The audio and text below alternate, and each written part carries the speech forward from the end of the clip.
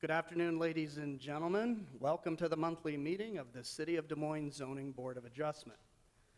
This board has the power under Iowa law and the zoning ordinance of the City of Des Moines to hear and make decisions on requests for variances and exceptions from the regulations in the zoning ordinance, to review conditional use permit requests, and to consider appeals from any decision of the city staff in the administration of the zoning ordinance. The members of this board are citizens of the City of Des Moines and have been appointed to this board by the City Council. The board members are volunteers and receive no compensation for their public service. I'm going to take a moment to introduce our board members today. On the audience's right, we have Justin Gross. Next to him is Dave Gare. Next to him is Rhonda Cedillo. I'm Mel Pins, the board chair. Next to me is Marlis Jones. And next to her is Cindy Smith. I believe Nathan Blake should be arriving shortly for 7 full members. Okay. I'll take a moment here to introduce our city staff who will be assisting us today. The Zoning Board of Adjustment legal counsel to my left is Judy Parks Cruz. Staff that will be presenting today include Frank Dunn Young, senior planner, Catherine Drehas, city planner, Bert Drost, deputy planning administrator, Eric Lundy, zoning enforcement officer, and Tyler Hall, our meeting moderator. I'm going to go over our meeting procedure here today. For some of you, this may be your first time in front of us. You may be thinking, hopefully it'll be your only time you'll have to be in front of us. But we'll take everybody through the process here, so don't worry. We'll guide you through it. But I'll go ahead and give the background here. The Board of Adjustment is a quasi-legal board. This hearing will be conducted within the procedures and format as authorized by Iowa law and this city's ordinances. This meeting is open to the public. The meeting is being recorded by both audio and video for a legal record of these proceedings. The board members have each received a copy of the agenda and the staff recommendations. The board is required to base its decision on each item upon the criteria established by law for the type of relief that is sought by the applicant.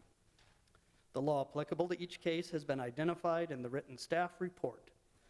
If the facts, as determined by this board, demonstrates that the criteria established by law for granting the relief has been satisfied, then the board must grant the relief. Otherwise, the board must deny the requested relief. Each item will be announced in the order that it appears on the agenda. Items that are listed on the consent portion of the agenda are not planned to be individually discussed.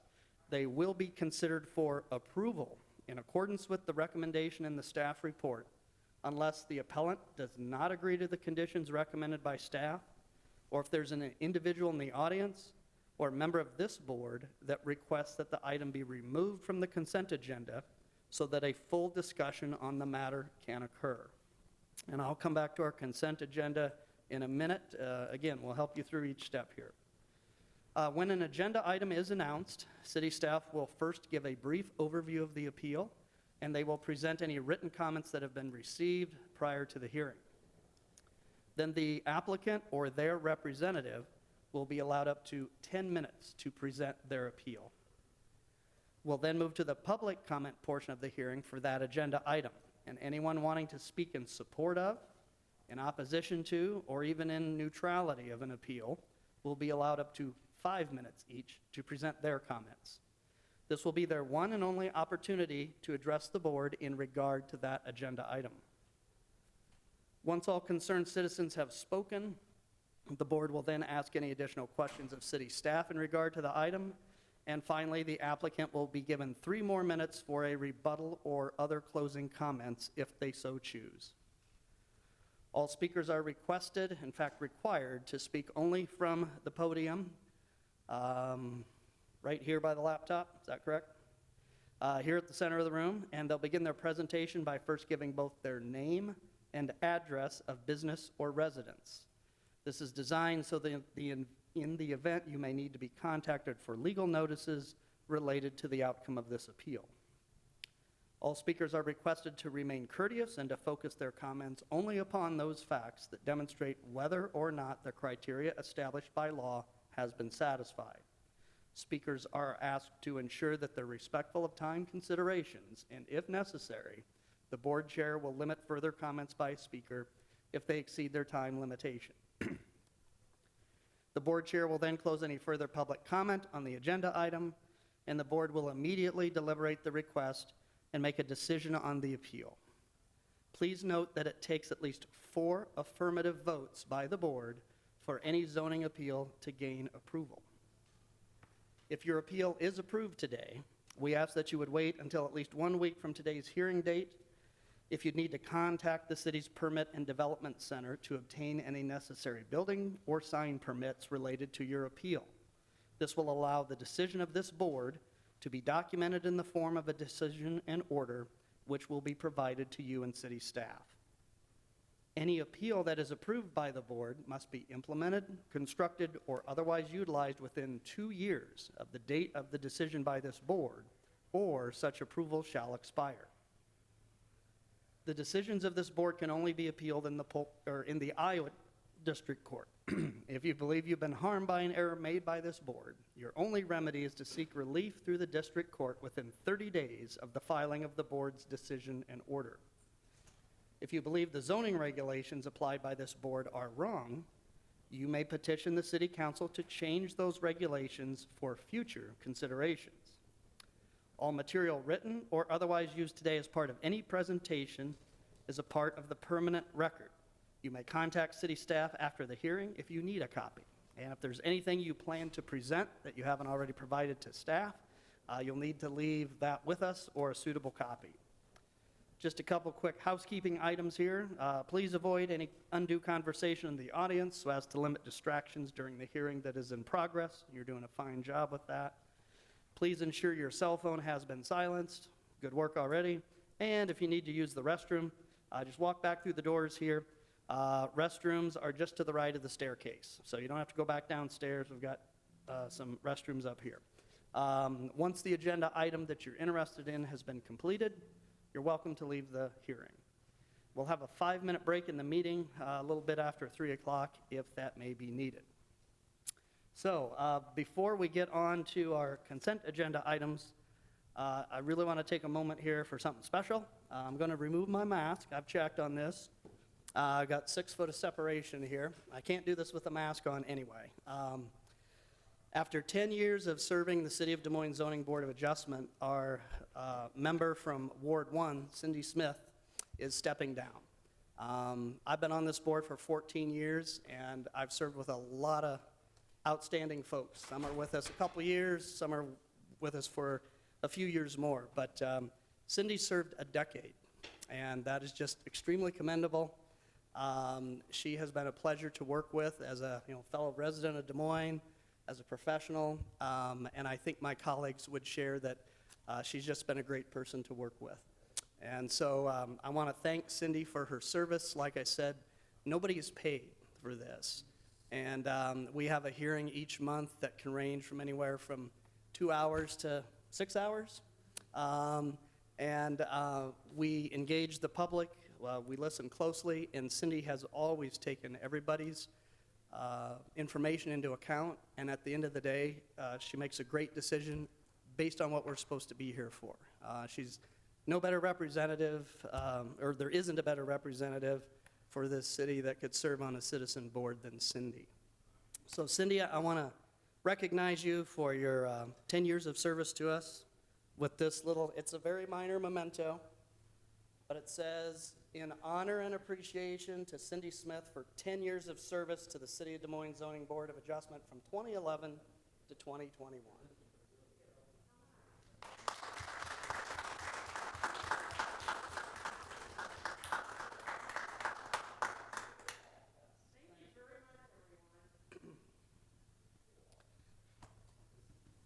Cindy's got a couple good taglines when we have a discussion, but I'll wait to hear those today, so I'm not going to state what they might be. All right, I'll put my mask back on. We'll get down to business here. Okay, on our consent agenda, we've got a couple items here.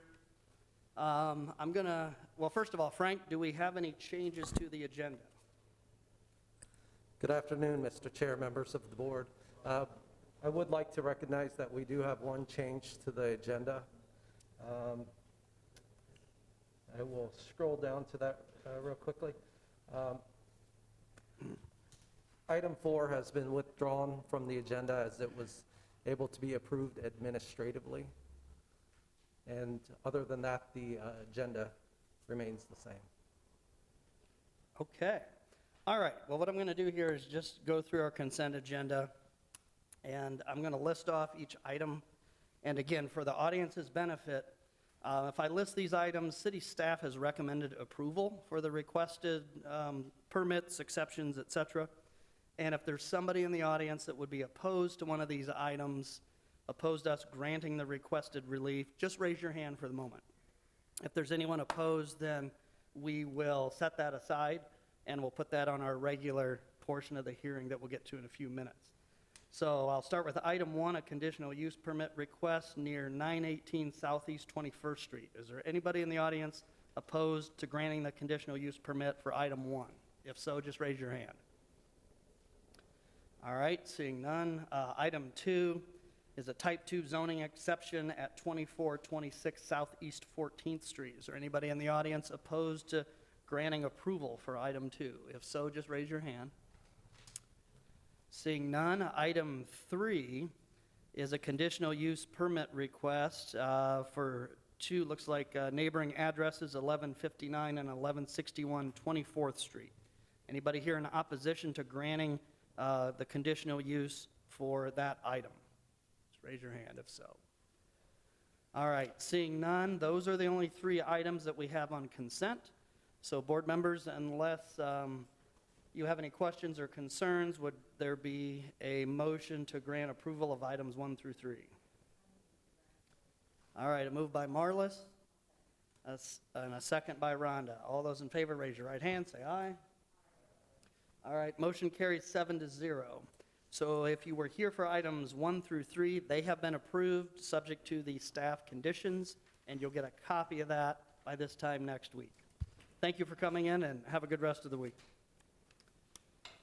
Okay, so now we'll move to the regular portion of our hearing, and looks like, I believe we just have one item for today, and that's a conditional use permit request at 3008 East 9th Street.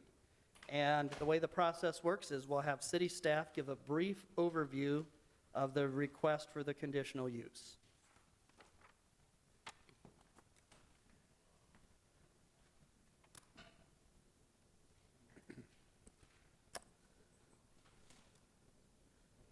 Good afternoon, Chair, members of the board. I'm Frank Dunn, planning staff. I'm presenting property, item 5, property located at 3008 East 9th Street. The appellant is Clayton Enterprises, represented by George Michael Clayton. The business is operated by Super Saver Food and Liquor of Des Moines, LLC, represented by Anthony Blessum. The proposed use is of an 800 square foot tenant bay for retail sales, limited use with sales of wine and or beer as a retail sales limited use. No more than 40% of gross receipts from sales could be derived from the sale of wine, beer, and tobacco products. So the applicant is seeking a conditional use for selling wine and or beer for off-premise consumption.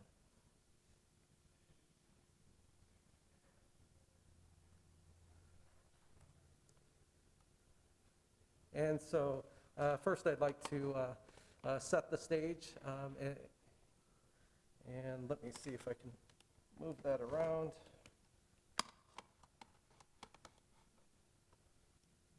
Actually, I have to use the cursor. So what you can see is the property is in yellow, highlighted in yellow, and it fronts Holt Avenue and East 9th Street. The property is zoned MX1, and what you'll see is it has N5 properties, which are residential to the north. Similar MX1 uses are to both the east and west, commercial uses. Then across the street to the south, Whole Avenue, is PUD, and then further down is MX1 with residential on both sides of those two more commercial uses or zone districts. And so here is another picture showing the property. Along this corridor, you can see there are commercial uses along Whole Avenue, north side of Whole Avenue, and then similarly along the south side of Whole Avenue. East 9th Street, as you progress north, extends to be residential. Directly across the street is both residential, if you can see the cursor there, and commercial use, restaurant use. Here are some additional photos. Here's a photo directly facing the tenant bay that would be used, 3008, for the proposed use. Here is another view facing north, up East 9th Street. Obviously the building here, residential uses to the north. Additionally, here's a photo of the south, and so you can see the tenant bay is more towards the middle section of the building. Once again, this is facing south. Here is a layout of the proposed space. I believe the entrance, and I will zoom in on that just a touch. So I believe the entrance is right here, and so there's coolers, shelves, oh actually, door here.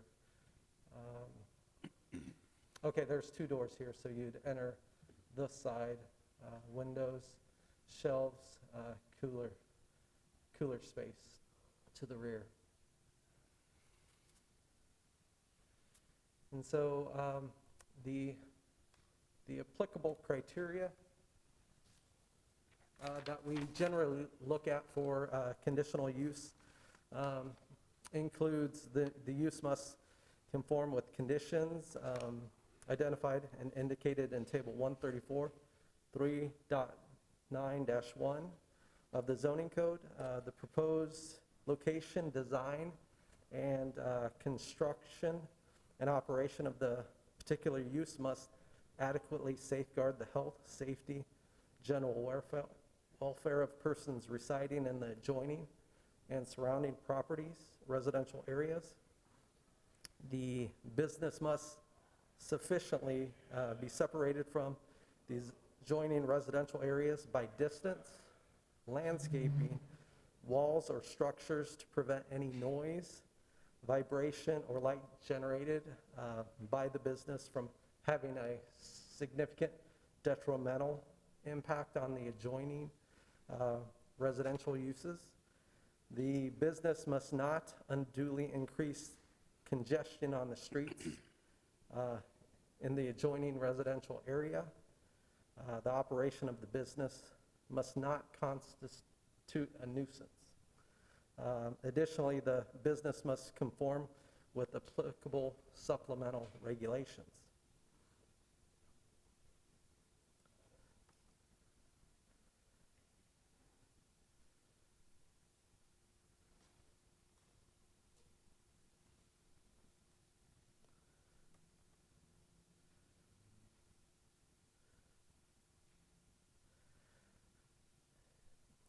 And so staff believes that granting the conditional use would not be consistent with the intended spirit and purpose of the zoning ordinance. The appellant, we believe the appellant has not satisfied the criteria for granting a conditional use for a business selling beer and wine. The proposed location, design, construction, operation of the particular use, we believe does not adequately safeguard the health, safety, and welfare of persons residing in the adjoining or surrounding residential area. As the tenant space fronts East 9th, which is a residential street as you move north of Hull Avenue. Additionally, there are single household dwellings in close proximity to and even adjacent to the property. And I will go back to some images in just a moment. We also believe that there isn't significant off-street parking for the site to ensure that it would not increase congestion on the street. And we believe the appellant has not satisfied the criteria within City Code Section 134, 6.48, which are applicable to all conditional uses. As part of our process, we did send out requests for comments, and we did receive one person that was in favor of the opening of granting the conditional use, and we received comment cards for 7 property owners highlighted on the screen above that indicated that they were in opposition. We additionally received a neighboring business that wrote into us and indicated that they were in opposition, as well as a neighborhood resident that wrote us indicating they were in opposition. The Union Park Neighborhood Association, although this is not within their neighborhood, they did indicate that their close proximity, they would not be supportive of either the conditional use that's being requested.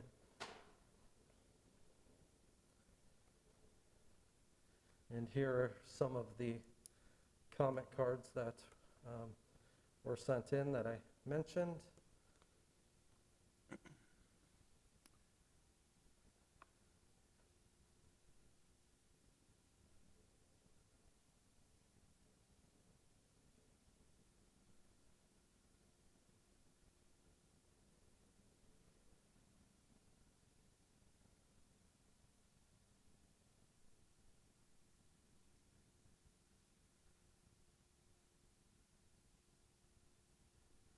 So as you can see, they're citing a number of reasons, including close proximities to school, residential, as well as limitation to parking and other reasons for their opposition.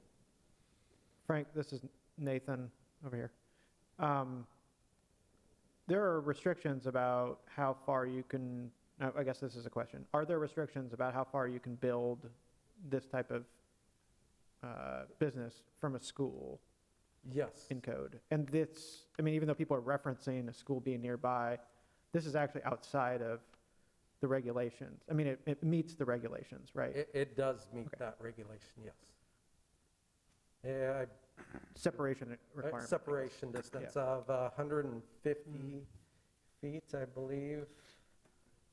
Mm-hmm. Yes. Okay. Sorry, it's in my staff report. I would have dug it up, but Bert confirmed it for me. And this is their letter that we received. Mm-hmm. And another question, it looks like that it's called food and liquor, but they're actually not asking for liquor sales, right? That They're is asking correct. for beer and wine. The appellant is asking for beer and wine sales. No liquor has been requested.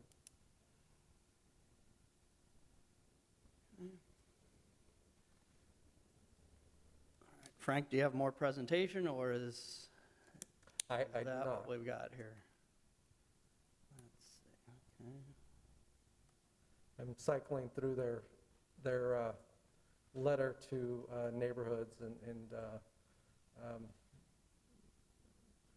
and just some of the responses for folks that showed up for your review. So out of What is this list? Yeah. this list is the notification list, so these folks were notified. About their meeting or about this being on the agenda for today? About their, so we send out a notice to all those property owners within 250 feet, and the appellant has to have a neighborhood meeting, invites these folks, and out of these folks, 2 showed up, but we received numerous comments via email, comment cards, or otherwise. Some of the list of concerns that they mentioned, I'll zoom in. This is their summary of the neighborhood meeting. And that is my presentation, so if you have questions for me. All right, further questions for Frank? Cindy? Frank, what used to be there? What was used before? I believe there used to be a convenience, some form of convenience retail, but I'm not absolutely certain of that. Yeah. The applicant may know. Okay. Good question. Other questions? Well, along those lines, I was going to ask Frank about, I mean, it looks like it's vacant right now. How long has it been unoccupied? I don't have the answer to that question, but maybe that's something the appellant can answer. Okay. I do know that it's my understanding that the strip itself, one of the tenant bays has always been occupied, so it doesn't lose a status associated with that occupancy. And related to that, Frank, if we were to consider approval of this use, would this trigger any need for improved parking at, I might be incorrect, but it almost looks like there's a gravel lot there on the north side, or it just doesn't look too improved. Would there be any additional landscaping or Yeah. other things they'd have to meet related to site plan? Yeah, and real quickly, I want to maybe go to an aerial to kind of show what Yeah. the property is, because there isn't much to the property. In fact, this would be the area, the parcel runs the length of the building, past the building, I guess the width or depth of the building to this property line over there. So there really isn't much for them to do. This is paved, and typically the tenant bays, when those get swapped out, that does not trigger compliance with landscape standards. Okay. If the whole building changed, for instance, Sure. that could be a trigger. And yet related to that, and I know you did mention it, are they still required to provide a certain number of off-street parking spaces? And to that end, did you say that it's inadequate for parking as it stands? Is that correct?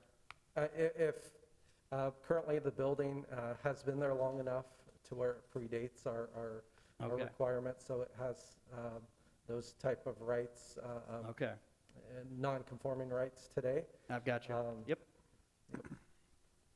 Okay. Any other questions for Frank? Okay, all right. Well, seeing none, this portion of the hearing now, we'll turn this over to the applicant. And the way this part works, the applicant has 10 minutes to present their reasoning of why we should grant their conditional use permit request. So the applicant can speak, someone can speak for them, but they've got 10 minutes to present their case. And we just need you to begin with your name and address, sir. Thank you. I'm Anthony Blessum. Okay. I go by Zane Blessum. I am the counsel for Mr. Matar. The corporation that set this up is under his wife's name, but he's actually the person that's going to be running it. Also present are Mike Clayton, Douglas Michael Clayton, who is the owner of the building. We are here asking, and I appreciate the board's time. It is a volunteer, and so thank you for your time. And Mr. Dunn Young has been his whole staff has been very helpful to get through this process, because with the new portal, it's taken a little bit to try to figure it out. We are asking for a conditional use.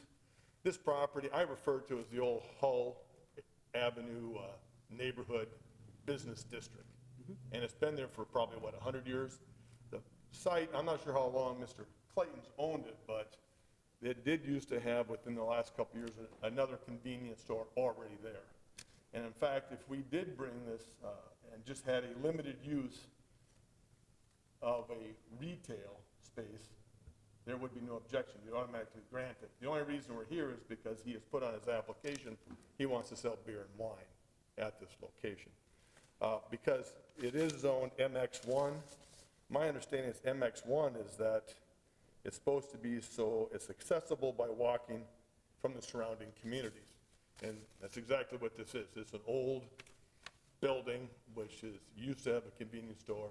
And again, if you had just a little grocery store there, a little mini mart, there'd be no objection. And so therefore we're asking for the conditional use because other than the fact we're asking for alcohol, beer and wine and tobacco sales, you wouldn't even be having to have this discussion. It would be automatically approved. And so therefore, we did send out to the neighborhood. We asked them to come in. We had 2 people from the Highland Park neighborhood committee come to the meeting, and they're the only 2 people that showed up.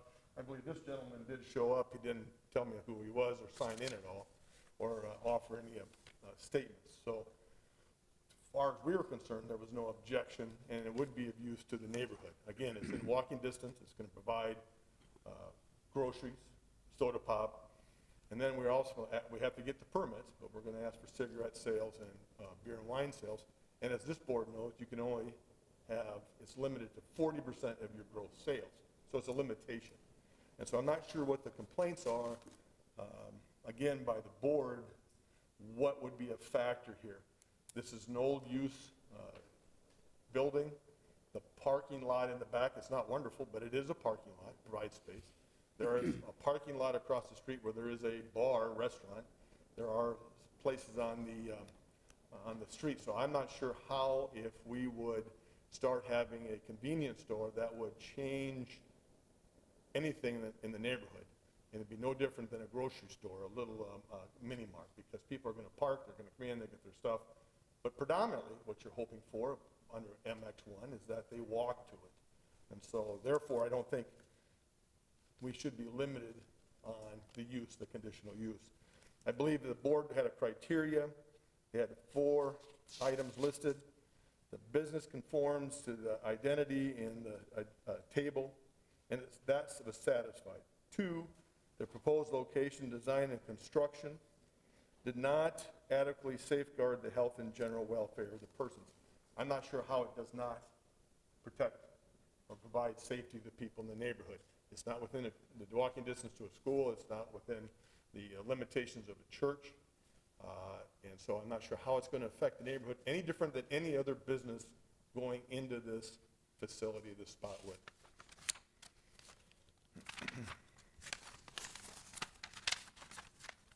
Excuse me. The business is, number 3, the business is sufficiently separated from the adjoining residential houses. This is probably grandfathered in, but this building has been there for 100 years. The houses have been there for 50 to 100 years. It hasn't changed. We're not asking for a change in the neighborhood. It is as it is. It is separated by a parking lot. There is a house directly across the street, but that house has been there for 40, 50 years. And so we're not asking to change this. There is a proper separation. And again, your MX1 asks for walking distances. So I'm not sure how you can have a separation any more than what is already in this position. So that we think, therefore, we do fit that category. There is a proper separation. It's not a great separation, but it is a separation. And then the last item is the business will not or will unduly increase congestion. And again, I'm not sure how it's going to increase the congestion any more than if you put a boutique store in there for clothing, or if you put just somebody that was selling milk products in there. It's going to be the same type of traffic no matter what. And it's been the same, and so I'm not sure how that's going to be affected or impacted the people in the neighborhood any more than any other store or business in the neighborhood have. And the last thing is probably the best thing.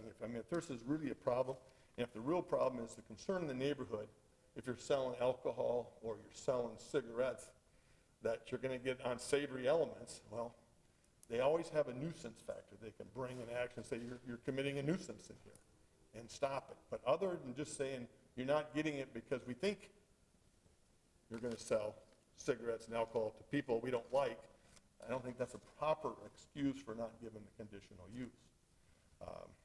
If it was a head shop, or an old pot shop, the old-fashioned marijuana store, I guess there'd be concerns about that. But again, it's a convenience store, and a part of a good convenience store anymore is the ability to sell cigarettes and alcohol, because they are your moneymaker. But by its nature of this MX1 and the conditional use, it's limited.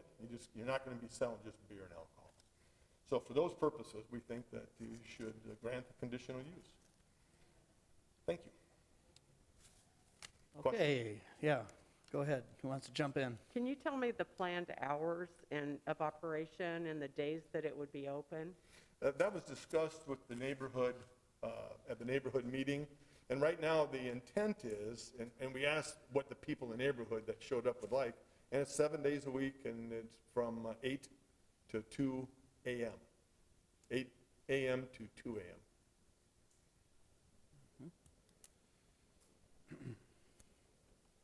Other questions for Zane?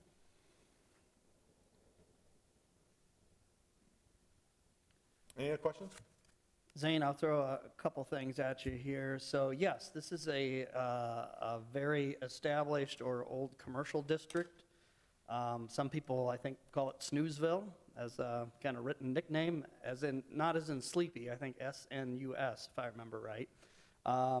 But obviously, this building's been here a long time, but to the best of your knowledge, in the last few, let's say, decades, has there been anyone in there selling any kind of beer or wine or cigarettes? I'm not familiar with that. Okay. And again, to the best of your knowledge, what was the last use of these tenant bays that your client wants to convert? Do you know that? It was a convenience store. It was a convenience Yes. store. Okay, all right. You can confirm that with Yeah. Mr. Clayton, but also the staff, Mr. Dunn, Young staff, one of the people indicated that we could limit certain rules that we had to go through because it was previously a convenience store. Now, Right. I Okay, don't know, Mr. Bass, if they actually sold alcohol and cigarettes. I'm assuming they did, but I don't know that Okay. today. and another couple questions. I think we've kind of gathered this between the presentations, but the very simple site sketch map you had, it didn't really indicate what street the doors were on, but the main entrances will be onto East 9th. Correct. Yeah. All And right. there's only one of those doors, the further south door is the only one that you can go in and out. Okay. There's not two doors. It's been bolted and shut, and it has a step. I think that's part of the problem. It's a little concerned about safety, and so it's only the south door, which is a flat entrance into the building. Okay, all right, I've got you from that aspect. Okay, all right. Just for safety and concerns, the one thing that the folks that did come, the Highland Park folks that showed up, there were Sure. females, and they indicated, security, what kind of security you're going to have. And he does have a very good security system, and he also has improved the lighting on the outside already. And so that was part of it. And also, what are you going to first see when you walk in? And mostly, he's also going to be selling T-shirts and shirts, hats, as well as grocery items besides the other items. So they had some suggestions on that. Okay. And finally, and you just mentioned the neighborhood meeting, I'm a little confused about how many meetings were held here. Frank showed us what looked like a sign-in sheet with 2 people and then some concerns written down. Was that a meeting some others had, or is that the result of your meeting? That's the result of our meeting. That's the result of your meeting. So Right. you hosted a meeting that 2 people came to that identified themselves, 1 didn't, but they did list some concerns, correct? Correct. Okay. All Right. right, And I've then got you. General, I paraphrased them. Sure. I did not write them down, I paraphrased them. Okay. And I also sent that to their emails to make sure that we said what they Okay. said at that time. I mean, I saw you had lottery sales. I'm like, well, I don't see that as a detriment. I also don't think it's a good investment for a retirement account. So, They suggested, they suggested. Oh, they suggested lottery They actually sales. suggested this, yeah.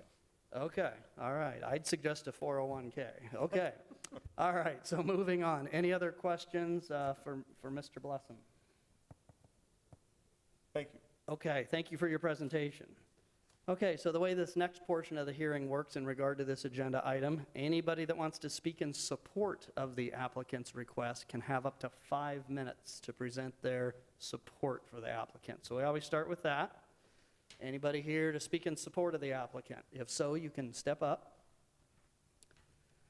Okay, seeing none, do we have anybody that wishes to speak in opposition to the applicant?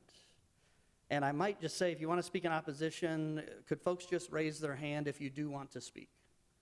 So we've got a couple here. You can decide what order you guys want to do that in. That's all up to you. But again, you've got 5 minutes max time for each. And I'd encourage everybody, if you have your own special concerns, great. If you want to echo what somebody else also said, you can simply do that. But just begin with your name and address, please. My name is Derek Huffey. I own the property directly across the street from this particular building at 3011 East 9th. It's a rental property. I've owned it for a couple years. I'm in opposition of the property for a few reasons. Just a couple things came to mind when the attorney was talking. Again, I've only owned my property for a couple years, but I don't ever remember, since I've owned this, being a convenience store. I know he was very vague on that. I would think you'd have like a concrete answer if this has been a convenience store. I think there was like a church or something in there, or some kind of meeting place, the last I knew. So, like I said, I would hope we could get a concrete answer on that. But just a couple highlights from what he had mentioned. He's proposing this is going to be open till 2 a.m. and it's not going to change or I shouldn't say change, but affect the neighborhood. I mean, I think it's also important to highlight that the front tenant of this place is a massage therapist or acupuncture place, which has had some the Des Moines Register did an investigation a couple years ago. They're allegedly dealing illegal prostitution out there. There's cars parked on the street constantly coming and going right in front of the house. It's just there's men parking there. Adding a additional retail shop to this place, I think, is just going to further hamper the issue or cause additional congestion. You talked about the parking lot. I don't believe the parking lot, or I know the parking lot's not owned by these guys. And where the concrete is behind the building, that is actually the driveway into the parking lot. So, yeah, all this other parking lot, these are all individual parcels that go straight back. I don't know if there's an easement for them to use the parking lot, but again, I don't think there's a way to add parking here. He mentioned the place across the store. I highly doubt there's an easement for parking to be used over there for their convenience store. Again, I would ask the owner or the attorney on that, but I highly doubt it, because right now people line this street, and you can't see, but line East 9th, and there's people coming and going to the massage parlor in the front of the place. Other concerns, the quality. So I own this rental property right here behind on the right side, that first house there.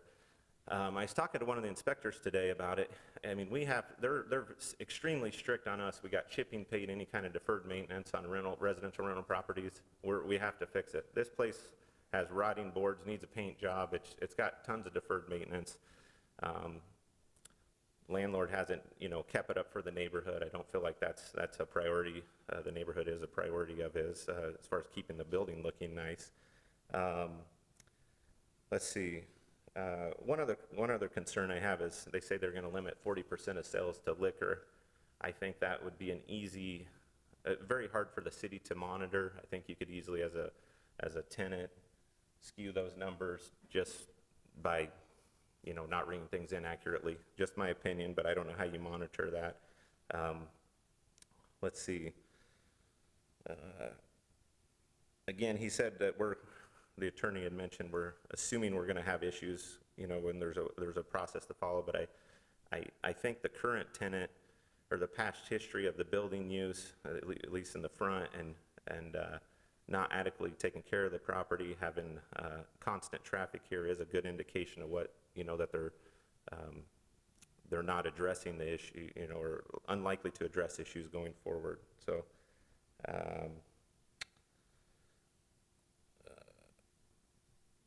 I think that's it. I don't know if any questions or for me? Any questions for the gentleman? Okay, seeing none, thank you, sir. We Okay. appreciate you coming down and sharing your comments. I appreciate it. Thank you. We also appreciate you being a good landlord on your rental property. Thank you. It's always good. All right, anybody else wishes to speak in opposition?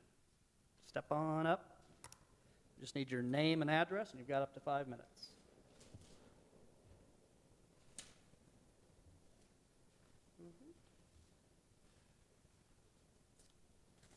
My name is Steve Peglow. I have property, commercial property at 830 Hall Avenue, 832, 834, 836, and 838. We also have the Hall Avenue Tavern in the center of that. I've been there for 42 years, owning these properties. I know the neighborhood very well. I know the people that surround the neighborhood. We've been totally blasted as a place not to be. Grandview University tells their students not to even occupy Hall Avenue, because of the bar that was over there that Mr. Clayton owned. The property was used as a clubhouse for biker gangs out of state. You can ask any neighbor. The clients that used to go in the bar, we made headlines on Hall Avenue with 6 shootings at that residence, at that bar. Mr. Clayton, absentee owner, who he represents is biker gangs or clubs, Crips, Bloods.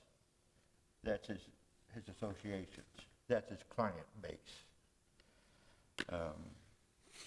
The city, the Des Moines Police Department has all records of this. They're probably more aware with this location than any other place in Des Moines. It's under surveillance all the time. The restaurant can't sell liquor. They took the liquor license from him. I wish this was been handled by the city council. They know more about it than anybody else too. So if you want background on Mr. Clayton, check with the Des Moines Police Department. And who he rents to and leases to, check that out. Now Snooseville is a project that's been going on. It goes back to 1900. That building that you're talking about was built in 1900 as a movie theater. It houses a massage parlor. It's been busted one time for illegal aliens. But the 3 properties that have the parking lot, that belong to the parking lot, that's all vacant. They haven't occupied those buildings for close to 3 years. They got an SBA loan, got $1.1 million in money, and they disappeared too. They need to be torn down because they're so badly in shape that you can't walk inside of them. I've invested over $300,000 in my properties. I'm working with the city now on a master plan for Snooseville, and if something like this is allowed to stay there, I'm leaving. I'm too old for this anymore. So that's my view. Anybody wants to talk more about it, you can contact me. But check with the Des Moines Police Department. They've photographed all their things that have went on there for years. And Mr. Clayton doesn't deserve to be in that area. Thank you. Okay, thank you, sir. Anybody else that wishes to speak in opposition?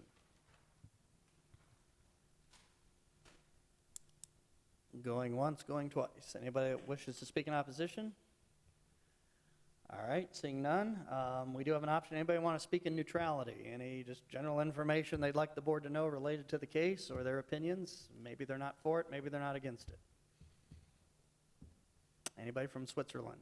Okay, all right, seeing none. Okay, so Mr. Clayton or his representative, you guys have up to, well, wait a minute. We'll see, do we have any questions for city staff? Let's do that first. Any questions for city staff? Well, there was mention of police activity. Do they have any police reports for this particular building or area? All right, sir, you've already given your comments, so you can't speak further. These are questions for city staff based on their knowledge or information. So city staff, do you have any police reports with you? Oftentimes that's at the address or within 500 feet is usually how they do it. Sometimes that may or may not relate to the premise itself. Yep. Frank did request the police reports for that area. He's going to pull them up right now. Okay. But obviously, since that business itself hasn't been open, there aren't going to be any police reports attributed to the business itself, but there are some in the area, but I don't know offhand if any of those. Thank you. But while I'm up here, I'll just say, any conditional use is charged with meeting 5 criteria. The separation distances is the first of those 5, and yes, they do meet the separation distances, so they meet that one criteria.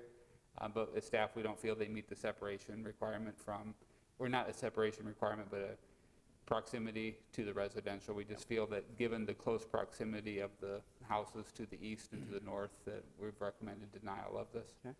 But even if the board denies the conditional use, they could still open a retail store. They just couldn't have any beer or wine sales there. Okay. All right. Zoning enforcement officer, not necessary if you don't want to, but did you have anything to add, Eric?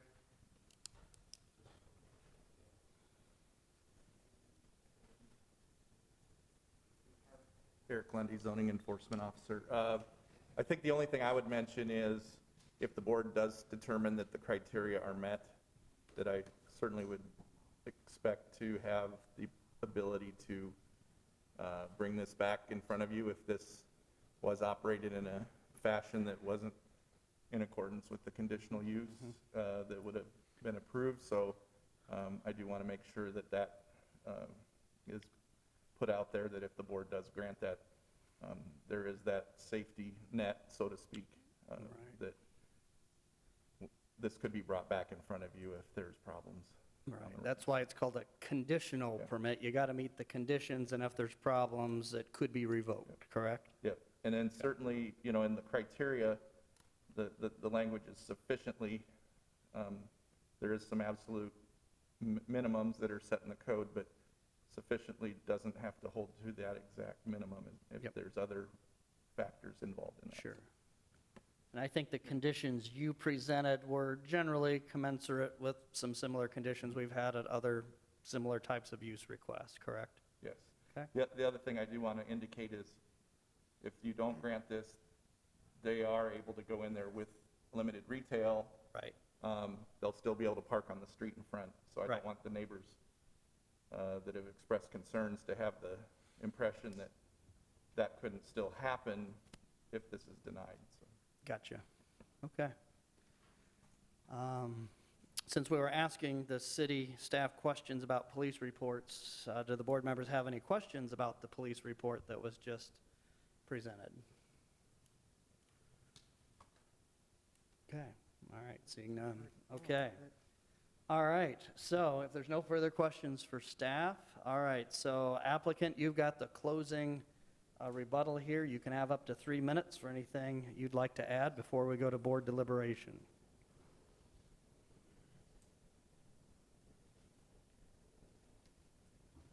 Thank you. Thank you again for your time.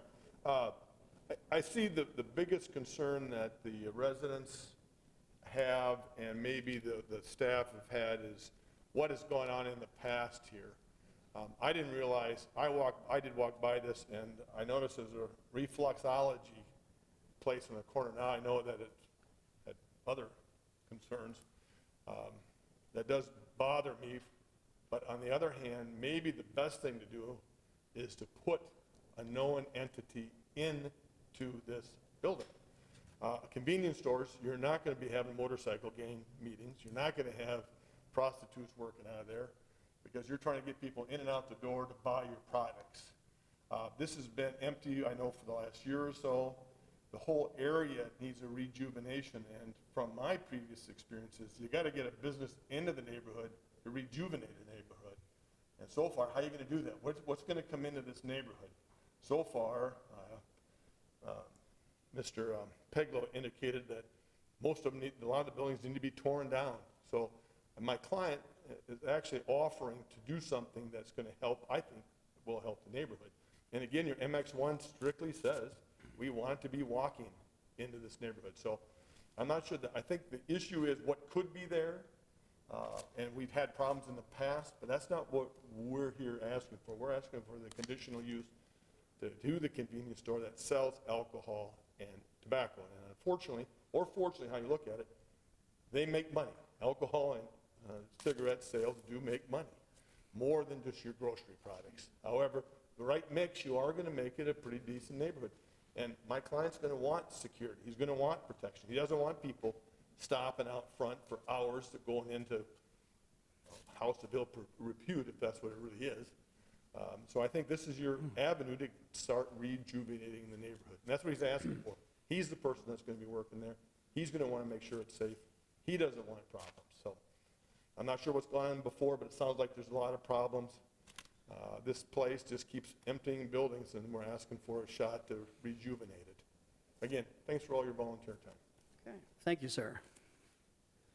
Okay, we'll close the public portion and go to board deliberation. Any initial thoughts, colleagues?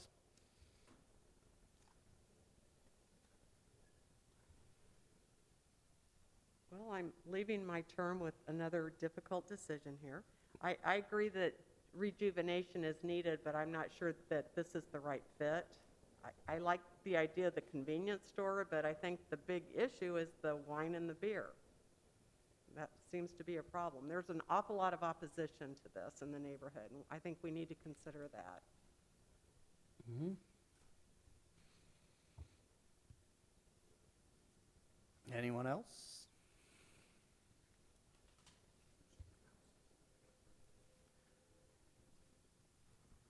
Nathan?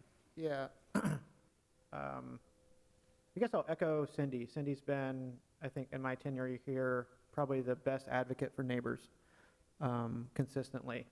And I think this is a great example of her speaking up for those people. But even if you don't have, 15 or 20 people show up to your meeting, but you get all those, every letter that we saw, except for one, was in opposition. They had the same concerns over and over. And it isn't about necessarily citing something there. It's the prospect of beer and wine sales, which is the only thing that we have the ability to talk about and discuss and vote on today. So I share her concerns. Mm-hmm. I'd also throw in on that, there were a lot of comments made about what used to be at the location or what went on in the past in, on, or around here. I'm actually more concerned about the future than I am the past. But when we look at what was in front of us here, and I always say, our duty is to follow what the city ordinance says. There are things we may not like. There are things we do like.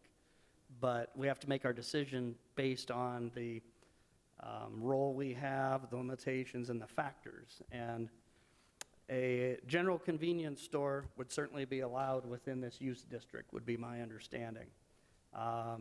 That's the whole purpose of zoning. You've got a bunch of uses that are commensurate enough, they're allowed by general right. But the reason this needs to seek a conditional use permit from this board, extra scrutiny within the ordinance is required for a use that would involve the sale of alcohol. And that's the exact purpose we have, and then therefore there are extra, in essence, requirements as well as considerations we have to take into account. And those are known to all. The city's got the 5 of them listed, or there's at least 4 of them listed out here. And some of us probably have these memorized, but the proposed location, design, construction, and operation would adequately safeguard health, safety, and general welfare of people residing in the adjoining or surrounding residential area.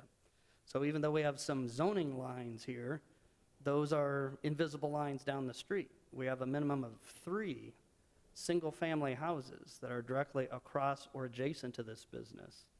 And to me, the operation of a business, frankly, probably any business, but certainly one that's going to be selling alcohol that's open until 2 a.m., I don't think that adequately safeguards the general welfare of persons residing in the adjoining or surrounding area. I wouldn't want any business to be open until 2 a.m. across from my single-family house. And when we look at some of the other things that we know about this from what was proposed, the owner or the representative, they talked about extra lighting. Well, that might be nice to keep bad dudes away, but I don't know that I want extra lighting across from my house at 2 a.m. Certainly, when we look at any kind of convenience store use, it was stated by the appellant's representative that alcohol and cigarette sales make more money. So you're probably going to have more people showing up than you would if you just had a regular convenience store. That, again, adds to traffic. So then we get into increased congestion. There's a lot of retail uses that you could have a beauty shop. You got 1 or 2 people in the chair at a time, but a convenience store by general design is what? It's convenient. What do? You get and go. You come and go. It's a quick trip. And what happens? You have more traffic. So you have more people coming and going, and then what happens? They need places to park. And while this was grandfathered in because there were no parking regulations for the most part probably when operations started here, we again now can bring in the extra conditions we're supposed to look at. Will this unduly increase congestion on streets and in the adjoining residential area? Yes, it will. You're going to have people pulling in off Hull to East 9th. They're going to try to park on the side. Oh, gee, I can't park back there. There's no room. You back out on the street so you can at least get oriented so you could pull up to the curb. You're going to have more traffic. We're going to have more congestion. It is not sufficiently separated with walls, landscaping, to reduce light, noise, vibration, or things that go with any kind of convenience store, but certainly one open till 2 a.m. that's selling alcohol. You're going to have more people coming in here at later hours of the night than you would expect in a normal retail district. So I think in looking at the big picture here, not looking at the past, but looking at the future, the final one, would the operation of the business constitute a nuisance? I believe from what I've seen and heard here and how it's been presented here, yes, it would. So therefore, I won't support it, and I'm open to any other comments, but I'll make a motion to deny the conditional use permit request. All right, got a motion and a second by Dave, so we'll go ahead and take a vote on that. All those in favor of denial of the conditional use permit request, raise your right hand, say aye. All right, that motion carries 7-0. I encourage all the property owners and businesses and residents in this neighborhood to continue to work on your revitalization of Snoozeville. You got a neat little neighborhood there at East 9th and Hull. Keep working on it. Thank you very much for coming in today to present all your concerns or interests. Okay, so we'll move on to other business. I believe we have meetings from the last month. Anybody who was here last month that's reviewed the minutes can make a motion for clarification or approval, I'll move to approve. as you should. Second. A motion by Cindy and a second by Marlis. All those in favor, raise your right hand, say aye if you were present last month. Oh, wait a minute. I wasn't present last month, was I? Yeah, I was gone. Nathan, were you? Oh, Dave. Yeah, okay. All right, so those who were present last month, raise your right hand, say aye if you support the minutes. Okay. All right, that motion carries 5-0. And Cindy, I am so glad you asked about operating hours in general. That's one of my favorite things I always like when you ask of anybody.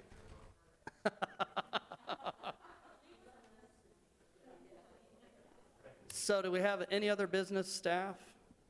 Okay, Cindy, again, I just really don't want to say this and say goodbye formally, but it's been a pleasure to work with you here on this board. Yeah.